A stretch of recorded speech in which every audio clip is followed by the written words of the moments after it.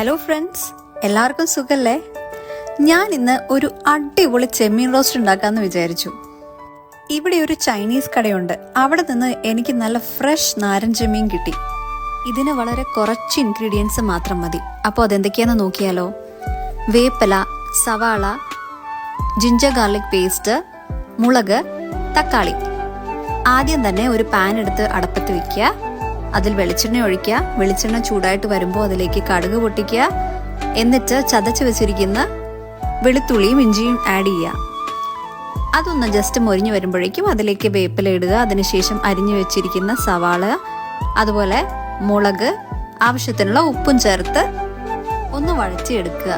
അതിനുശേഷം അരിഞ്ഞു വെച്ചിരിക്കുന്ന തക്കാളി കൂടി ആഡ് ചെയ്തിട്ട് ഒന്നുകൂടെ നന്നായിട്ട് വഴറ്റുക. ഇനി ഇതിലേക്ക് പൊടികൾ ആഡ് ചെയ്യാം. ആദ്യം ആഡ് ചെയ്യേണ്ടത് മഞ്ഞൾപ്പൊടിയാണ്. അതിനുശേഷം ആവശ്യത്തിനുള്ള മുളക് പൊടി. അത് ജസ്റ്റ് ഒന്ന് വഴറ്റിയതിനു ശേഷം അതിലേക്ക് നമ്മുടെ ചെമ്മീൻ കൂടി ഇട്ടിട്ട് ഒന്ന് മൂടി വെക്കുക.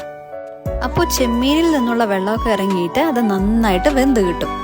ഇതിനിടയിൽ ഇടയ്ക്കൊക്കെ ഒന്ന് ഇളക്കി കൊടുക്കാനായിട്ട് മറക്കരുത്. ഫൈനലി ചെമ്മീൻ റോസ്റ്റ് റെഡി ആയിട്ടുണ്ട്.